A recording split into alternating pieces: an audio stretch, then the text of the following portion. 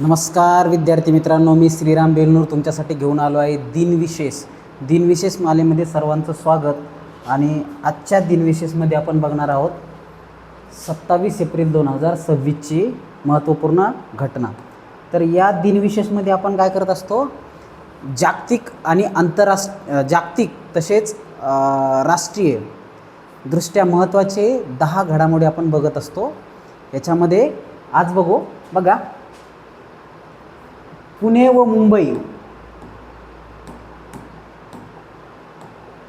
ते मुंबई उपग्रहाद्वारे पहिला संदेश पाठवण्यात आला। कधी? 1854ला तारायंत्रा थ्रू पहिला संदेश, पहिला मेसेज कधी? पुणे ते मुंबई। कधी? तर 27 एप्रिल 1854ला पुणे ते मुंबई हा भारतामधला पहिला संदेशवहनाचा पहिला प्रयोग, म्हणजे पहिला उपग्रहाद्वारे पहिला संदेश पाठवण्यात आला, मेसेज। कधी? तर 27 एप्रिल 1854ला। त्याच्यानंतर आजच्या दिवशी लंडनमध्ये 4थ्या ऑलिम्पिक खेळाला सुरुवात झाली। तर लंडन म्हणजे ब्रिटनचं पूर्ण जगावर राज्य होतं त्यावेळेस, आणि 4थ्या ऑलिम्पिक स्पर्धेची सुरुवात आजच्या दिवशी म्हणजे 27 एप्रिल 1908 रोजीपासून 4थ्या ऑलिम्पिकची सुरुवात झाली। त्याच्यानंतर सिएरा लिओन हा देश ग्रेट ब्रिटनपासून मुक्त होऊन त्याला स्वातंत्र्य मिळाले। तर कधी? 1961ला।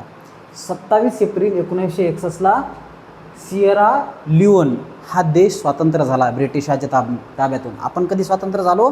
15 ऑगस्ट 1947ला।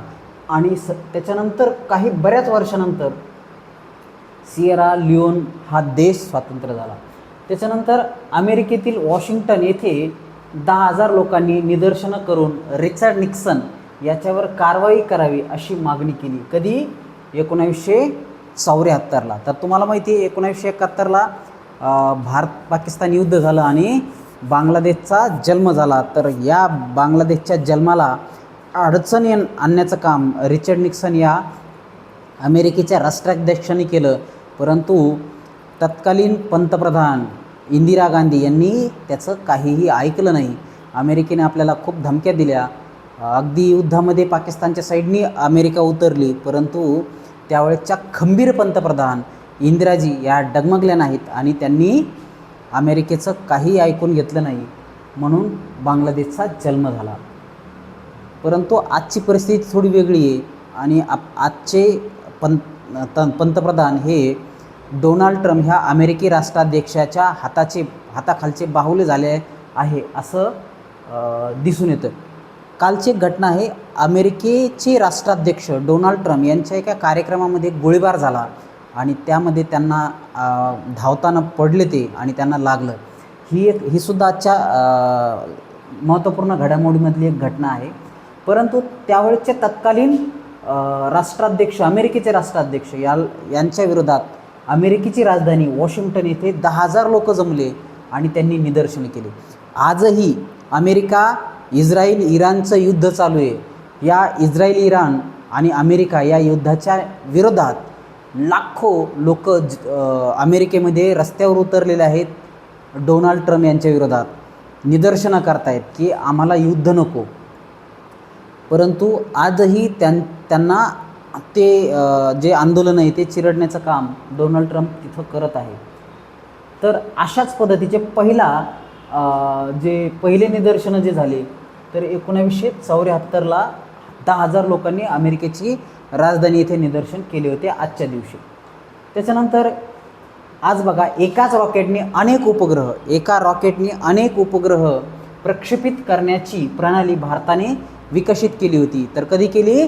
27 एप्रिल 1999ला तत्कालीन पंतप्रधान अटल बिहारी वाजपेयी यांच्या कार्यकालामध्ये अशा पद्धतीची प्रणाली विकसित केली की एका क्षेपणास्त्रातून एका रॉकेटमधून अनेक उपग्रह प्रक्षेपित करण्याची प्रणाली विकसित केली।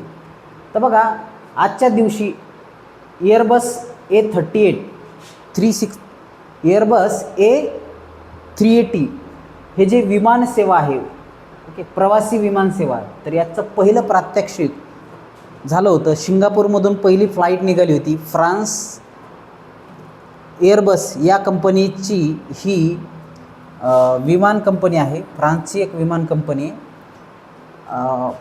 फ्रान्स एअरबस A38 ही एक विमान कंपनी फ्रान्सची आहे आणि मधून पहिली फ्लाईट निघाली होती 2005ला. तर 27 एप्रिल 2005ला या कंपनीची पहिली प्रवासी फ्लाईट निघाली होती.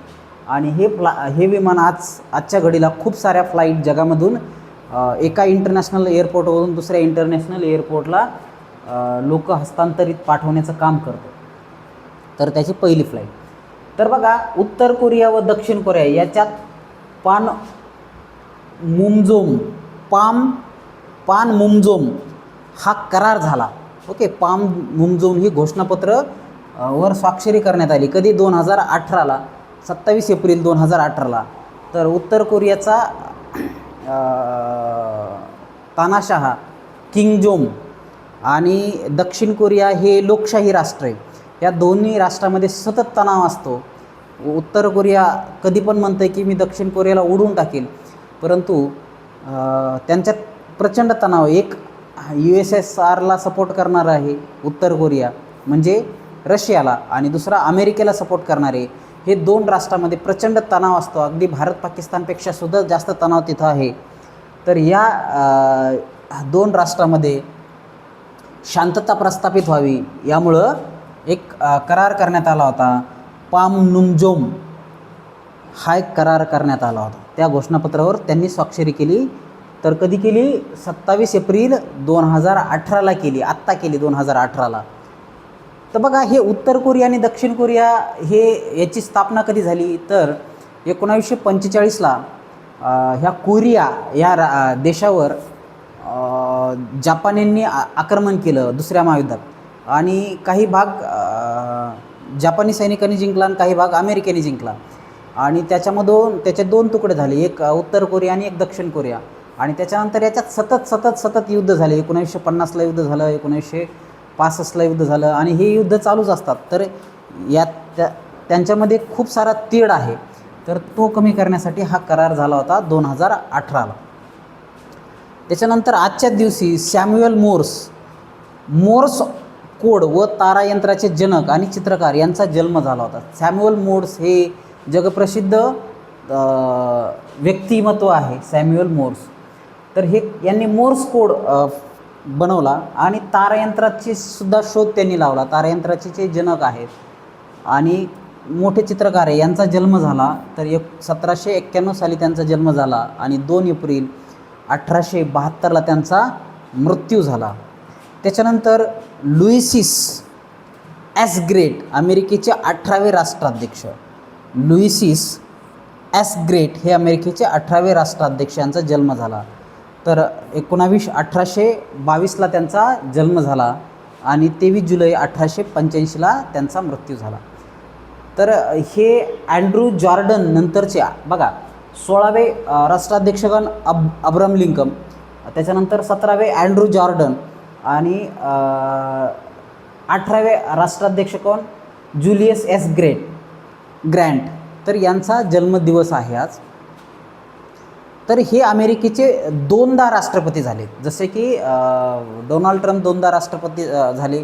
अब्राहम लिंकनचे तर हत्याच करण्यात आली. अब्राहम लिंकन हे ग्रेट राष्ट्राध्यक्ष राहिलेले अमेरिकेला, आणि त्यांच्यापासून त्यांनी गृहयुद्ध संपवण्याचं काम केलं.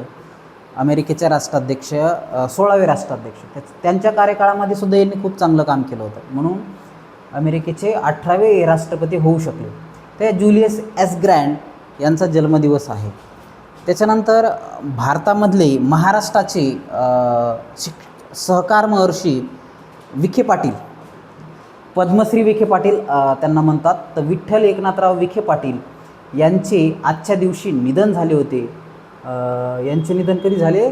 तर 27 एप्रिल 1980 रोजी यांचे निधन झाले. तर अहमदनगर म्हणजे आत्ताचं अहिल्यानगर या क्षेत्रामध्ये त्यांनी खूप मोठं सहकार्याचं जाळं त्यांनी निर्माण केलं. वेगवेगळे साखर कारखाने त्यांनी काढले आणि ह्या साखर कारखान्याच्या माध्यमातून शेतकऱ्याच्या विकासाला कशा पद्धतीने हातभार लावता येईल अशा पद्धतीचं काम त्यांनी केलं. म्हणून त्यांना पद्मश्री ही पदवी देण्यात आली, हा किताब देण्यात आला, हा पुरस्कार देण्यात आला.